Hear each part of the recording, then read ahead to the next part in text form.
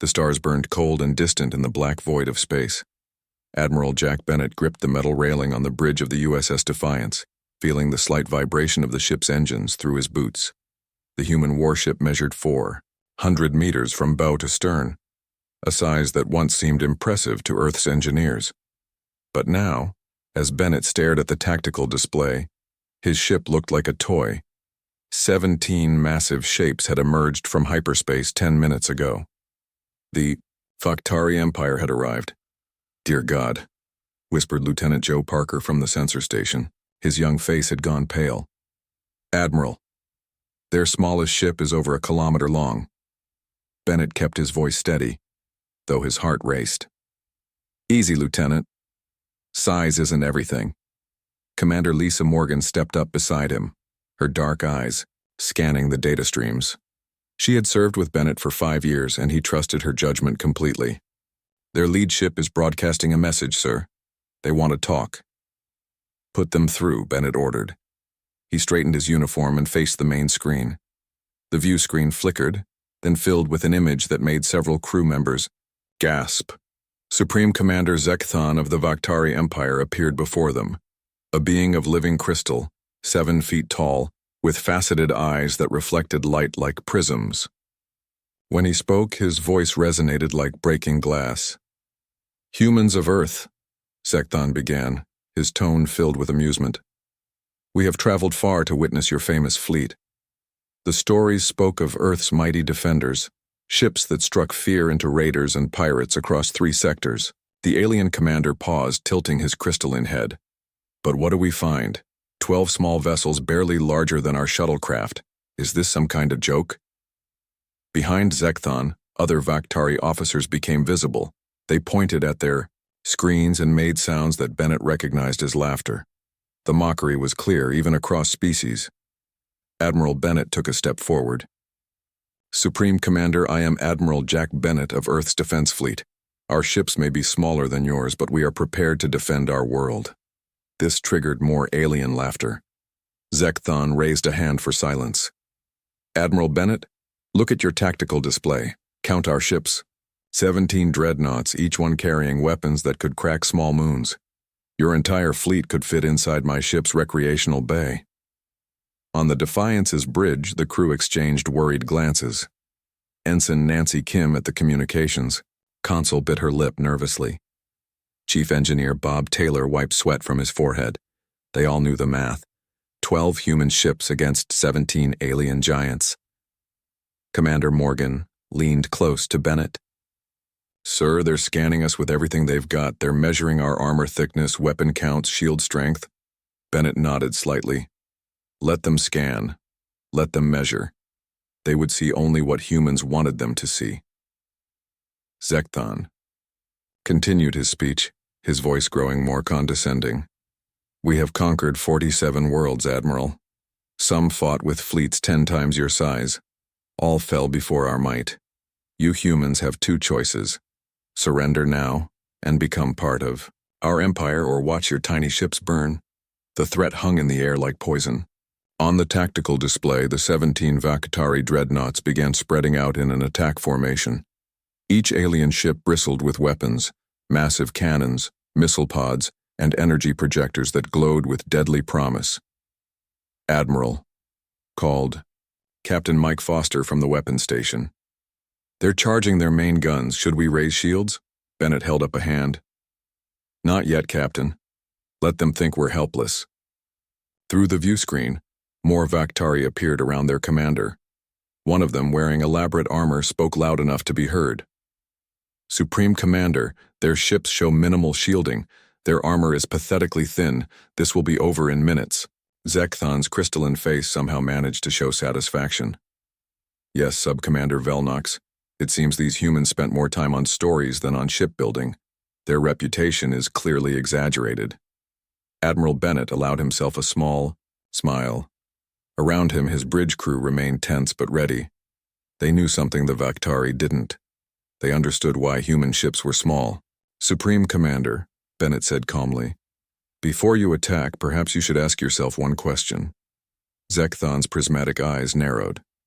"And what question is that, little Admiral?" If our ships are so small and weak, Bennett replied, why did pirates and raiders stop coming to our sector?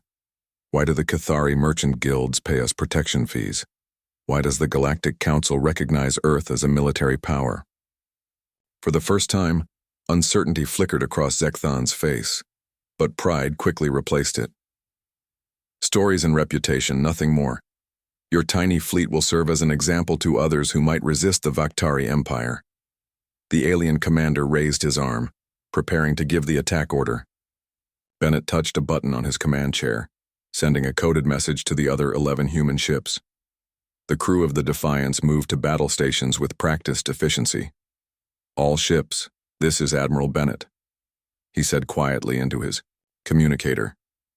Prepare for dimensional shift. Let's show these giants why good things come in small packages. On the main screen, Zekthon's arm came down. All ships attack, destroy the human fleet. Brilliant beams of energy erupted from the Vakhtari dreadnoughts, racing across space toward the tiny human vessels. The aliens expected quick victory. They expected explosions and surrender. They did not expect what happened next. As the deadly energy beams reached the human ships, something impossible occurred. The beams passed harmlessly through empty space. The 12 human vessels had simply vanished, leaving nothing but starlight where they had been. On the bridge of the Defiance, Admiral Bennett smiled as his ship shifted through dimensional space, preparing to show the Vakhtari Empire why size truly didn't matter in space combat. The battle for Earth was about to begin, and the giants were about to learn why Earth's tiny fleet was feared across the galaxy. Confusion swept through the Vakhtari fleet like a storm. One moment, the human ships had been directly in their weapon sights. The next, they had vanished completely. Where did they go? Supreme Commander Zekthon roared, his crystalline form flashing with angry light patterns. Find them! Sub-Commander Velnox rushed between control stations on the bridge of the massive flagship. The tall alien's crystal arms clicked against the metal consoles as he checked sensor readings. Nothing, Commander. They've simply disappeared. Velnox paused as new data appeared on his screen. Wait. We're detecting energy distortions. Behind us. The 12 human ships had reappeared on the far side of the Vakhtari fleet, their positions perfectly arranged in an attack formation. Before the alien vessels could turn their massive bulk to face this new threat, the human ships vanished again. Zekthon's crystalline teeth ground together with a sound like breaking glass. What trickery is this? How are they moving so quickly? Fleet. Strategist Morgeth, a veteran of 43 planetary conquests, studied the tactical display with growing concern. They're using some kind of jump technology we've never seen before. It's not standard hyperspace or warp travel. The human ships appeared again, this time scattered among the Vakhtari fleet. They fired quick bursts of strange blue energy at specific points on the alien vessels, then disappeared once more before the massive ships could respond. Back in the command center of the Vakhtari fleet, the mood had changed from mocking laughter to growing concern. The alien leaders gathered around a large holographic display showing the last known positions of the human ships. Look at these specifications again, Velnox said, no longer sneering. Their largest ship, this Defiance, has armor plating barely 2 meters thick, but our scans show unusual energy signatures throughout their hull structure. Morgeth moved closer to the display, his crystalline eyes refracting light as he studied the data. They're not using standard armor or shields. There's something else at work here. Another officer, War Minister Jaxver, pounded his crystal fist on the table. Who cares about their technology? We have 17 dreadnoughts, each one can destroy a small moon. How can 12 tiny ships pose any threat? As if in answer to his question, alarms blared throughout the command center. A junior officer called, out in panic, Dreadnought 6 reports hull breaches on multiple decks. They're under attack, but they can't see the enemy. On the bridge of the USS Defiance, now safely hidden between dimensional planes, Admiral Bennett watched the Vakhtari, confusion with grim satisfaction. His ship had just completed another hit-and-run attack, striking a critical power junction on one of the alien vessels before shifting out of normal space. They still don't understand what they're dealing with. Commander Lisa Morgan said, standing beside the Admiral. They keep trying to target us with conventional weapons. Lieutenant Sam Carter monitored enemy communications from his station. His fingers danced across the control panel as he sorted through the alien transmissions. Admiral, they're not even encrypting their strategy discussions. That's how confident they were. Are they still confident, Lieutenant? Bennett asked. Carter smiled. No, sir. They're starting to panic. Dr. Amy Rodriguez, the fleet's chief scientist, entered the bridge. Her long, white lab coat contrasted with the dark blue uniforms of the military personnel. In her hand, she carried a tablet displaying complex equations and energy readings. The dimensional generators are working perfectly, she reported. All 12 ships are able to shift in and out of normal space exactly as planned. The Vactari sensors can't track us while we're in the dimensional pocket. Bennett nodded, studying the tactical display where the massive alien vessels were shown in red. They had begun firing wildly into empty space, hoping to hit the human ships by luck. Their weapons, though powerful enough to crack planets, were useless against an enemy they couldn't see. How long can we maintain the dimensional shifts? Bennett asked. Dr. Rodriguez checked her data. Each ship can make about 20 more jumps before the generators need a cooling period, but that should be more than enough. Good, Bennett said. Status on the dimensional torpedoes? All armed and ready, Captain Mike Foster reported from weapons control. Each torpedo is programmed to shift back into normal space inside the target's hull. Bennett looked around at his crew. Just hours ago, they had seemed nervous facing the giant alien fleet. Now, determination had replaced fear. They understood what the Vactari didn't, that human ingenuity had overcome the need for massive warships. Commence. Phase 2, Bennett ordered. Target their engine cores and weapon systems. Let's show them what our tiny ships can really do. Throughout the Vactari fleet, confusion was turning to terror. On their flagship, Supreme Commander Zekthon watched, helplessly as his carefully arranged formation fell into chaos. 3 of his dreadnoughts had already lost power to their main weapons. Another reported strange devices materializing inside sealed compartments. This is impossible, Zekthon raged. How can they penetrate our shields? How can they appear inside our ships? Fleet strategist Morgeth, his crystal face now dim with worry, finally understood. Commander, I believe they've developed technology to shift between dimensional planes. They're not just disappearing.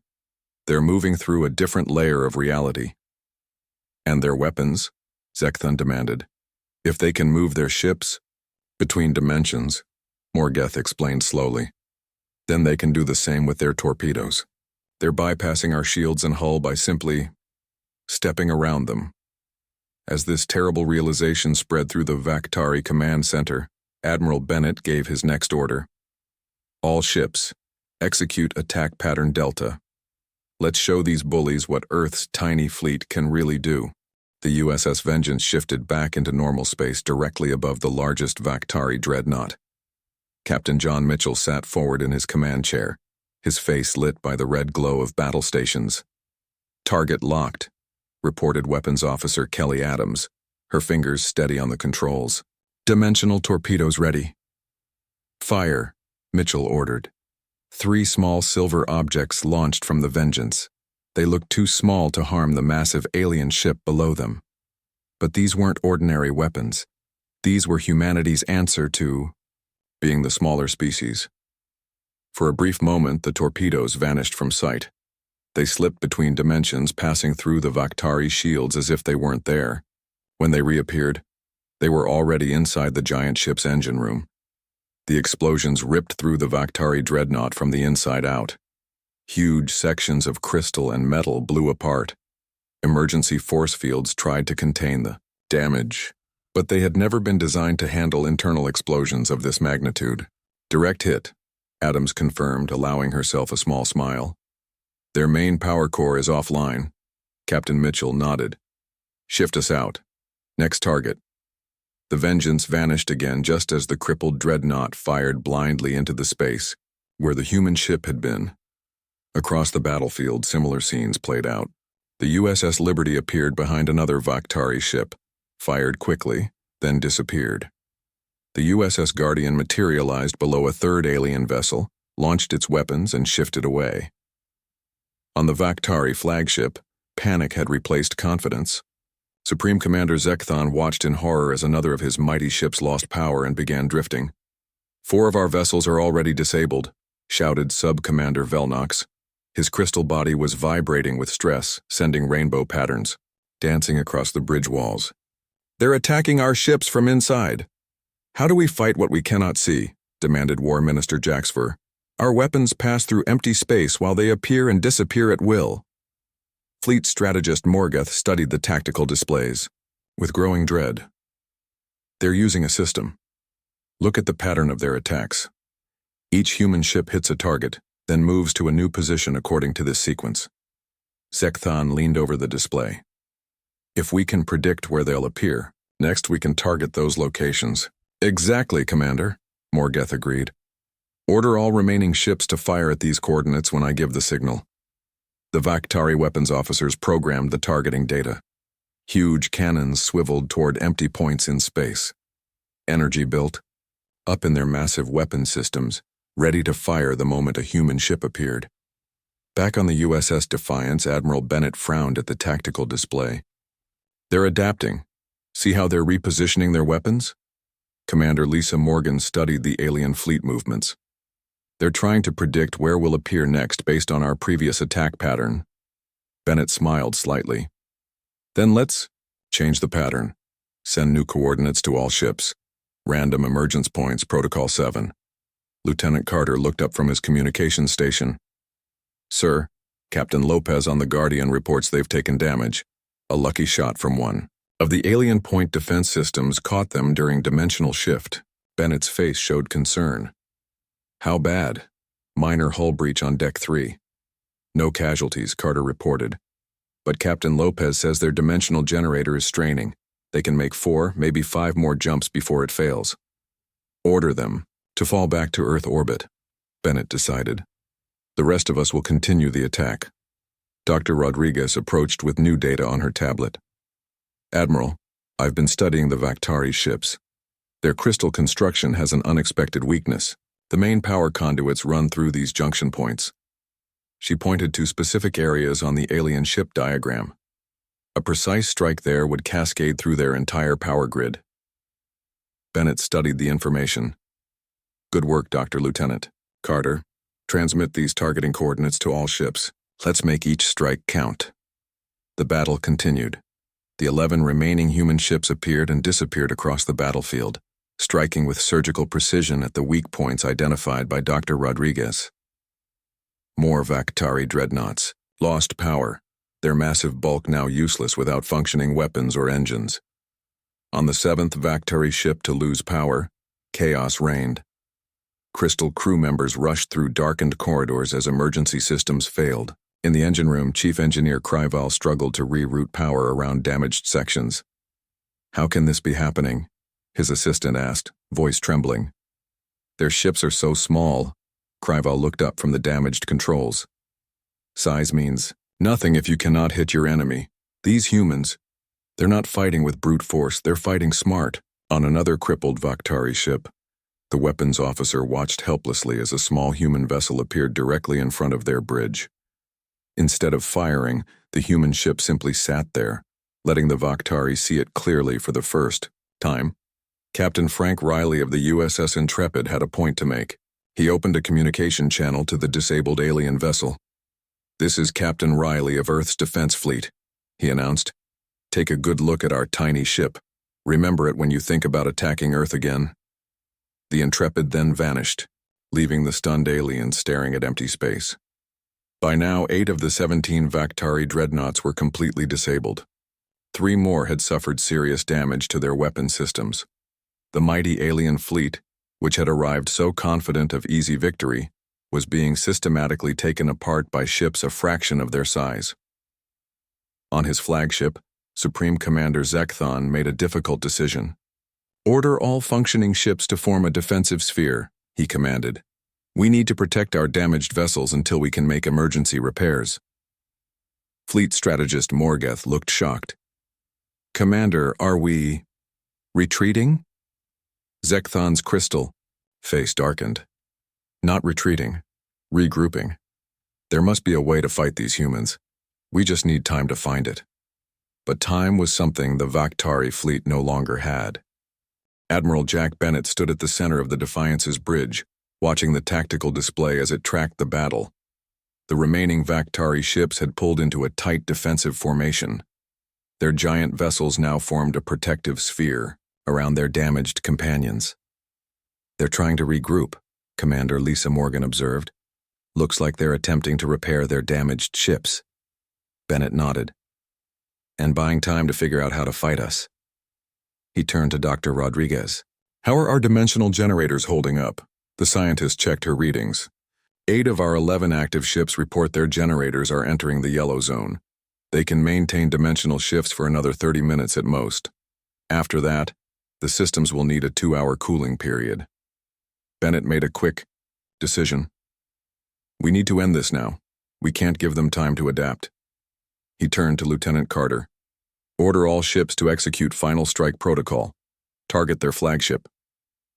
On the Vakhtari command ship, Supreme Commander Zekthon was receiving damage reports from his fleet. His crystalline features caught the red emergency lights, sending fractured reflections across the bridge. 9 ships completely disabled, 3 more with critical damage. Only 5, including our flagship, remain fully operational, reported. Sub-Commander Velnox, his voice shaking. "We have lost more ships in this single battle than in our last 3 conquest campaigns combined." War Minister Jaxver slammed his crystal fist on a console. "This is humiliating. How can 12 tiny human vessels defeat the might of the Vakhtari Empire?" Fleet strategist Morgeth had been quiet, studying the battle data. Now he looked up, with new understanding in his faceted eyes. "The humans built their ships specifically to counter large vessels like ours. While we focused on bigger weapons, thicker armor, and stronger shields, they developed technology that simply bypasses all of that." "There must be a weakness," Zekthon insisted. "No technology is perfect." "I believe I've found one," Morgeth said. "Their dimensional shifting creates a unique energy signature just before they appear. If we can detect that signature, we might be able to target them during the transition between dimensions." Zekthon's eyes brightened. "How quickly can you modify our sensors?" 10 minutes, perhaps 15, Morgeth replied. "Do it," Zekthon ordered. "And prepare all remaining ships. The next time the humans appear, we'll be ready." Unknown to the Vakhtari, their communications were still being monitored. On the USS Defiance, Lieutenant Carter turned from his station. "Admiral, I'm picking up their tactical plans. They're trying to modify their sensors to detect our dimensional shifts." Bennett frowned. "Can they succeed?" Dr. Rodriguez considered this. "Theoretically, yes. Our shifts do create a subtle energy pattern. If they can isolate that pattern, they might be able to predict where we'll appear. Then we change tactics," Bennett decided. "All ships, this is Admiral Bennett. The enemy is adapting to our dimensional shifts. We're switching to Plan Delta 9. Captain Linda White of the USS Discovery acknowledged the order. Her ship had been responsible for disabling 2 Vakhtari dreadnoughts already. "Delta 9 confirmed, Admiral. My crew is ready." Throughout the human fleet, officers prepared for the new battle plan. This would be different from the hit-and-run attacks they had been using. This would be a coordinated strike against the Yalbir Vakhtari flagship. On the USS Liberty, Weapons Officer Ben Wilson programmed the new targeting coordinates. "Captain, dimensional torpedoes reconfigured for simultaneous detonation." Captain Paul Grant nodded approval. "Good. When these go off together, they'll create a cascading reaction through the enemy flagship's power grid." The 11 human ships moved into position, each hiding in their dimensional pocket, invisible to normal space. The Vakhtari fleet waited, their newly modified sensors scanning for any hint of the human vessels. Admiral Bennett gave the final order. "All ships, synchronize dimensional shift. We appear on my mark, fire immediately, then shift out. 3, 2, 1 mark." In perfect coordination, the 11 human ships appeared at different points around the Vakhtari flagship. Before the aliens could react, Each human vessel fired precisely 3-dimensional torpedoes, then vanished again. The 33 torpedoes phased through the Vakhtari shields and hull, materializing at precisely calculated points throughout the massive ship. When they detonated together, the effect was devastating. On the Vakhtari flagship bridge, alarms screamed as systems failed in rapid succession. Supreme Commander Zekthon was thrown from his position as the deck tilted sharply. "What's happening?" he demanded, pulling himself up. "Internal explosions throughout the ship," Velnox reported, panic clear in his voice. "Main power failing, weapons offline, engines critical." Fleet strategist Morgeth looked up from his ruined console, understanding dawning in his eyes. They knew we were trying to track them. This was a coordinated strike. The Vakhtari flagship drifted helplessly, its mighty weapons silent, its massive engines dark. Around it, the 4 remaining operational alien ships moved in to protect their commanders. "Vessel, desperate times call for desperate measures," Zekthon said grimly. He turned to his weapons officer. "Prepare the World Killer." Even the hardened Vakhtari officers looked shocked. The weapons officer hesitated. "Supreme Commander, the World Killer is designed for planetary destruction, not ship-to-ship combat." "I'm well aware," Zekthon replied coldly. "But these humans have left us no choice. When they next appear, we will unleash our most powerful weapon. If we cannot defeat their ships, we will vaporize this entire section of space." Back on the ear. USS Defiance, Lieutenant Carter's face went pale as he intercepted this new communication. "Admiral, they're preparing to deploy something called a World Killer. From what I can translate, it's some kind of superweapon." Dr. Rodriguez quickly, analyzed the incoming data. "It's a matter-antimatter device, sir. Far more powerful than anything we've encountered before. If they detonated here, it could destroy everything within 500,000 kilometers." Admiral Bennett's expression hardened. "They're becoming desperate, which means they're also becoming more dangerous." He looked around at his crew. "We need to end this now before they can use that weapon." He opened a channel to the fleet. "All ships, prepare for Operation Knockout. This ends today." Operation Knockout began with perfect silence. The 11 human ships hung in their dimensional pocket, invisible to normal space. Admiral Bennett checked the mission timer. 2 minutes until the Vakhtari would have their World Killer weapon ready. "All ships report ready, Admiral," Lieutenant Carter said, his voice steady despite the tension. Bennett nodded. "Begin Phase 1. 3 human ships, the USS Vengeance, Liberty, and Intrepid, shifted into normal space at precisely calculated points around the Vakhtari defensive formation. They didn't fire weapons. They simply appeared. On the damaged Vakhtari flagship, alarms sounded. "Human ships detected," Velnox called out. 3 vessels, position 7, 12, and 3. Supreme Commander Zekthon smiled coldly. "Target them with all remaining weapons. Fire!" The 4 operational Vakhtari dreadnoughts turned their massive cannons toward the human ships and fired. Brilliant energy beams sliced through space, directly, hitting the 3 vessels. But these weren't real ships. They were holograms, projected from the dimensional pocket by special equipment developed by Dr. Rodriguez. "They took the bait," Bennett said, watching the Vakhtari waste their firepower on empty targets. "Begin Phase 2. The real USS Guardian appeared directly above the Vakhtari flagship.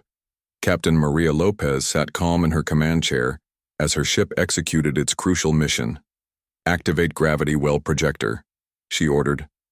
A soft hum filled the Guardian as its most specialized weapon powered up.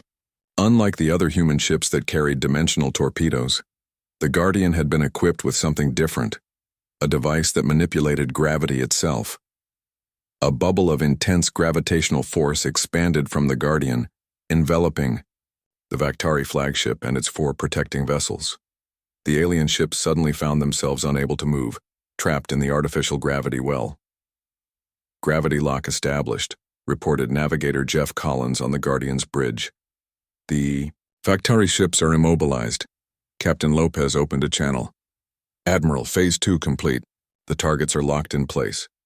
Good work, Guardian, Bennett replied. All remaining ships execute Phase 3. The other 10 human vessels appeared in a perfect circle around the trapped Vaktari ships. Each one activated a specialized targeting system designed by Dr. Rodriguez. These weren't aimed at the massive alien vessels, but at something much smaller. Target locked, Weapons Officer Kelly Adams reported from the USS Vengeance. We have a clear shot at the World Killer device. Captain John Mitchell gave the order. Fire precision beam. 10 thin blue beams shot out from the human ships, converging on a single point inside the Vaktari flagship. These weren't destructive weapons. They were surgical tools, designed to neutralize the antimatter containment field surrounding the World Killer. On the Vaktari bridge, panic erupted as warning. Lights flashed across every console. "The World Killer's containment field is failing," shouted the weapons officer. "If it collapses completely, the antimatter will detonate." Zekthon's crystalline face showed fear for the first time. "Jettison the device. Get it off my ship." Across A, the battlefield, small access ports opened on the Vaktari flagship. Emergency systems ejected the unstable World Killer into space, away from all ships. Admiral Bennett watched the small object drift on his tactical display. "Captain Grant, your turn." The USS Liberty moved into position near the drifting World Killer. Using its dimensional technology, the Liberty created a small pocket of shifted space around the dangerous device. When the containment field finally failed, the massive explosion happened in a different dimensional plane, harmless to our universe. A flash of light briefly lit up space, then vanished. The World Killer was gone. Supreme Commander Zekthon stared at his tactical display in disbelief. His flagship was crippled. His fleet was destroyed or disabled. The World Killer, their final desperate weapon, had been neutralized with surgical precision. Admiral Bennett opened a communication channel to the Vaktari flagship. "Supreme Commander Zekthon, this is Admiral Bennett of Earth's Defense Fleet. Your ships are disabled. Your superweapon has been neutralized. Do you wish to continue this battle, or are you ready to discuss terms?" Silence hung over the Vaktari bridge. The once proud Crystal officers looked at each other, their confidence shattered. Fleet strategist Morgeth finally spoke, his voice low. "Commander, we have no options left. These humans have outmaneuvered us at every turn."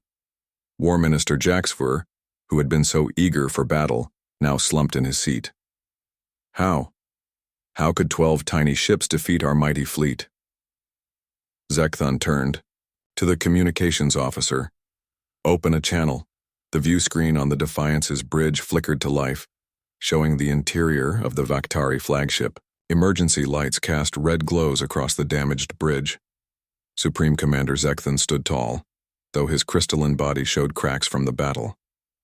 "Admiral Bennett," he began, his voice lacking its former arrogance, "the Vaktari Empire acknowledges your victory. We are prepared to discuss terms." Bennett nodded. "First term, you will never again threaten Earth or any human colony." "Agreed," Zekthon said quickly. "Second," Bennett continued, "you will share with us the navigational data showing all worlds you have conquered or threatened. We will be checking on them." Zekthon hesitated, then nodded. "As you wish." "And finally," Bennett said, "you will return to your empire with this message. Earth is not defenseless. Our ships may be small, but as you have learned today, size isn't everything." After the communication ended, Commander Lisa Morgan turned to Bennett. "Do you think they'll honor the agreement, sir?" Bennett looked at the tactical display where the once mighty Vaktari fleet now drifted, broken and powerless. "I believe they will. They've learned an expensive lesson today." Dr. Rodriguez approached, smiling. "They made the classic mistake of equating size with power. They never considered that we might have taken a different path." "There's an old saying on Earth," Bennett replied. "It's not the size of the dog in the fight, it's the size of the fight in the dog." News of the battle spread quickly through the galaxy. The story of how 12 small human ships had defeated 17 massive Vactari dreadnoughts became legend. Other aggressive species took note and reconsidered their plans for expansion. In the years that followed, Earth's reputation grew, not as builders of massive warships, but as innovators who had found a different path to power. Humanity's tiny fleet became known not as a weakness, but as a sign of their true strength. The ability to think differently, to innovate, and to overcome seemingly impossible odds. As Admiral Bennett often said when telling the story, "The Vactari thought size determined strength. We taught them that imagination determines victory."